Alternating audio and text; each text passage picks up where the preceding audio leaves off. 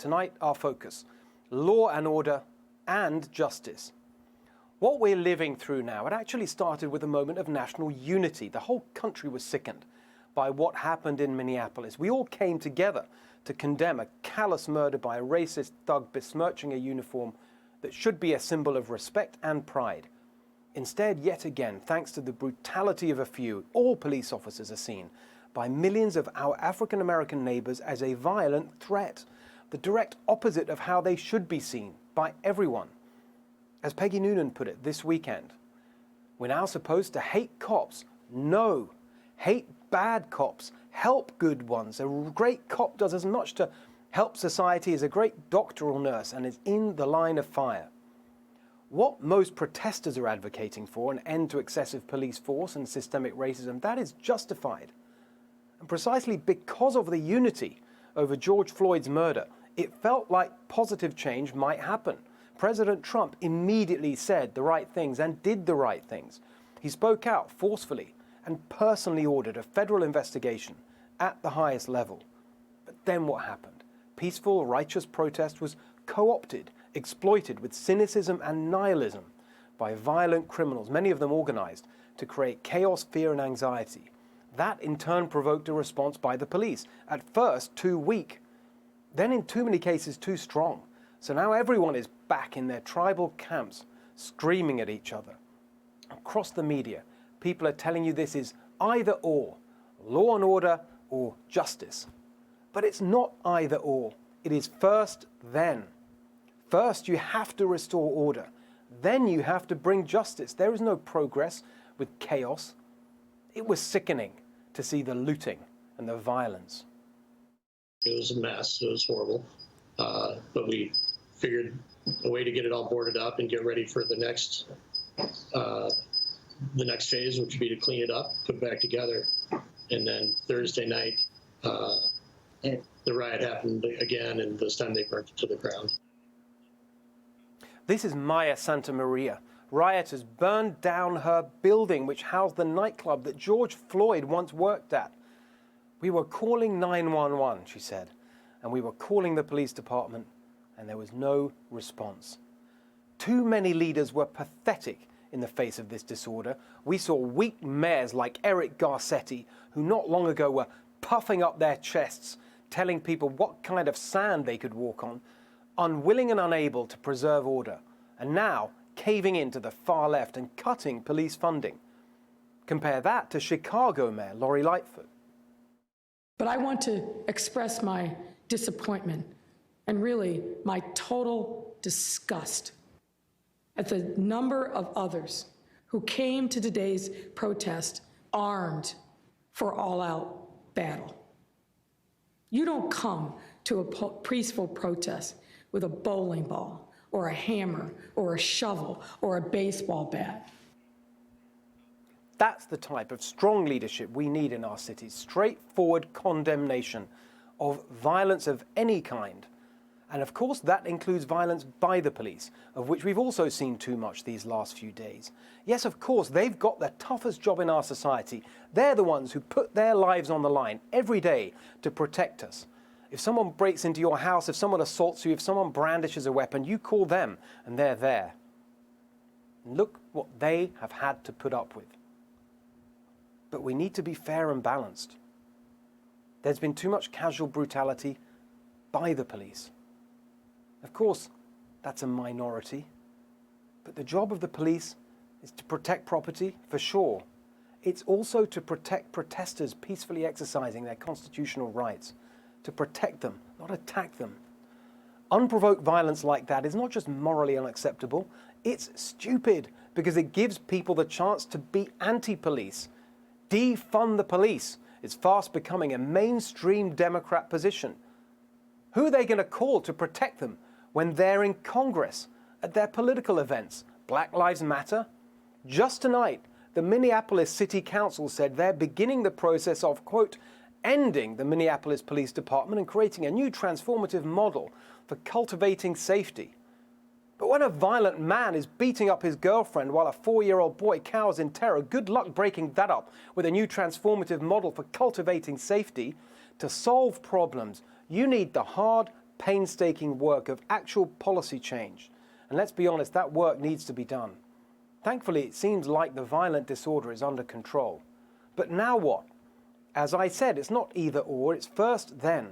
First restore order, then address the underlying issues. Those are real. We can't just dismiss what we're seeing as the antics of some Brooklyn radicals. You're seeing peaceful protests across the country, in red states as well as blue states, in small towns as well as big cities, all ages, races, and backgrounds. Police officers themselves want change. It's more than police killings of African Americans, terrible though that is. Off the top of my head, I can tell you personal stories about the senior African American executive treated like a criminal, the professional woman worried about driving to renew a permit, the white family with 4 kids, one of them adopted who happens to be African American, who fear for one of their sons, guess which one, every time they go out, that they may be hassled or worse by the police.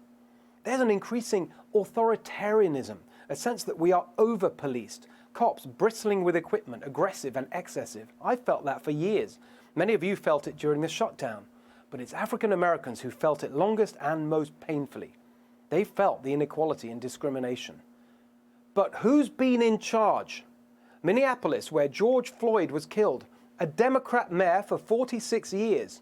Not a single Republican on the city council this century.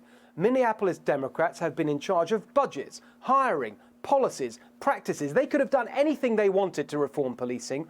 Who was stopping them? The governor, a Democrat for a decade. The state attorney general, a Democrat since 1971. Around the country, California was the state with the most black residents killed by police in 2019. Who's their governor? Democrat. Gavin Newsom. Who's their attorney general? Democrat. Javier Becerra. It's practically a one-party state. And what about New York in 2019? The most black residents in the Northeast killed by police. Democrat governor Andrew Cuomo. Democrat attorney general Letitia James. We keep talking about a small number of bad cops, rotten apples that spoil the barrel. Well, actually, we have the data on that. A study found that in Chicago, the worst 5% of officers account for 1/3 of all civilian complaints. The problem is the process is designed to make complaints hard to file and to protect bad cops from the consequences of them. In Chicago, that same study found that the majority of complaints result in 1-day suspension or less. In Minneapolis, run by Democrats, 1% of civilian complaints resulted in discipline. Who protects the minority of bad cops from real accountability? The police unions. And guess who they've got in their pocket? The largest congressional recipient of police union funding is New Jersey Congressman Bill Pascrell, the Democratic co-chair of the House Law Enforcement Caucus.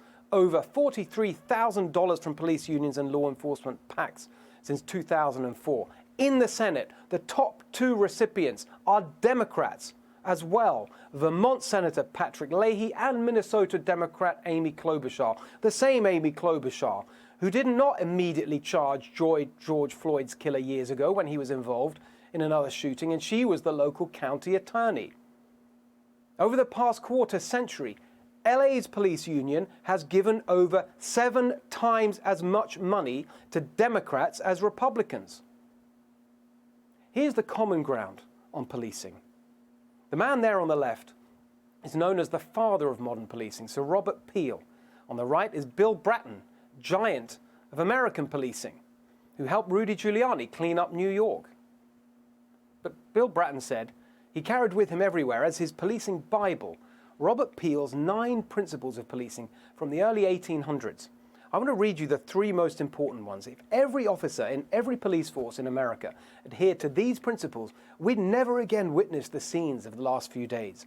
Number 6, police use physical force to the extent necessary to secure observance of the law or to restore order only when the exercise of persuasion, advice, and warning is found to be insufficient. Number 7, police at all times should maintain a relationship with the public that gives reality to the historic tradition that the police are the public and the public are the police. The police being only members of the public who are paid to give full-time attention to duties which are incumbent on every citizen in the interest of community welfare and existence. Number 9, The test of police efficiency is the absence of crime and disorder, not the visible evidence of police action in dealing with it. Whether it's policing that leaves residents and business owners frightened of rioters, or policing that leaves African Americans frightened of the police for themselves and their children, it's wrong. President Trump is rightly proud of what he did for African Americans, the lowest unemployment in history, opportunity zones to revitalize urban neighborhoods, and long overdue criminal justice reform with the First Step Act. All those gains will be lost, politically speaking at least, unless he now takes the next step, police reform. The president should lead this, a federal mandate to limit use of force, to bring policies, procedures, and training in line with those principles Bill Bratton called his Bible, and to bring accountability by making sure every American has access to a serious, independent police complaints commission, so we can use transparency to weed out the bad cops while supporting the good ones. Consider efforts like Campaign Zero. They've done serious research on positive solutions. DeRay McKesson, one of its founders, commands huge respect in this area. The president and his team won't agree with all his ideas, not by a long way. But with the right spirit, there's common ground to be found. There's common ground, too, on the broader issues of race and injustice. This is not just about policing, and it's not just about racism. Think about the coronavirus. African Americans are dying at a much higher rate than white people. That's not because the virus is racist. It's because they have poorer health. And why do they have poorer health? Because they are poorer. Why are they poorer? Well, partly it's the consequence of past discrimination, in housing and education especially. Partly it's the result of well-intentioned policies that didn't work. But it's also because of corruption. Politicians who get elected with money from special interests, especially the public sector unions, and then govern for them, not in the general interest. Public housing in our biggest cities is a disaster. New York's public housing is plagued by lead paint poisoning, mold, heating failures, and chronic mismanagement. And guess what? Despite being a quarter of New York City's population, nearly a half of the city's public housing is occupied by African Americans. Education is a disaster. In California, on math and reading scores at 8th grade, there is a roughly 40-point gap between black and white students, equivalent to 4 years of learning. Democrats talk about systemic racism, and I agree. For decades, persistent inequalities in education, housing, law enforcement, yes, the system is stacked against African Americans, but who's been in charge of the system? Who runs the schools? Who runs the housing? Who runs the police in the places African Americans most suffer poverty and injustice? Not the racist Republicans, not the fascist Trump, but you, the Democrats. You're the ones doing this to black America. The answers to these problems are what Republicans, and especially President Trump, are all about. People power. It wins elections too. African American students at all levels do better in charter schools. Ron DeSantis championed school choice, and it helped him become governor of Florida. In housing, transfer the assets to people. Give them ownership, a stake in society. Margaret Thatcher did that in England, and it helped her win the working class vote. Trump took on the establishment on China, on trade, on immigration. He freed up the economy like never before. All that's at risk unless he steps up to this moment with a bold new plan to fight the education establishment, the housing establishment, and yes, the policing establishment, to put real power in people's hands, especially African Americans.